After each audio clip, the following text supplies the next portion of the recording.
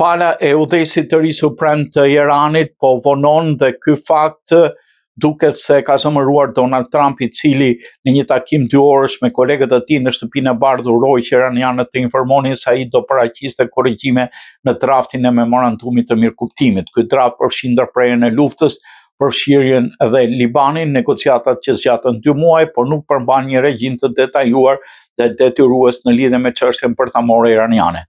Këto janë problemet kryesore të marrëveshjes dhe pasojat e vonesës. Pas ditës së heshtjeve nga ana e udhëheqësit suprem të Iranit, një heshtje që nënkupton mosmiratimin e draftit të rënë dakord për ambushimin dhe fillimin e një faze të re negociatash mes Iranit dhe Shtetet Bashkuara, reagimi erdhi nga presidenti I Shtetit Bashkuar në formën e shtrëngimit të kushteve të marrëveshjes. Sipas një zyrtari të njohur me zhvillime të cituar nga Axios, Trump ishte tërbuar sepse ai dhe Shtetet e Bashkuara dhe bota po presin vendimin e udhëheqësit iranian, I cili pasoi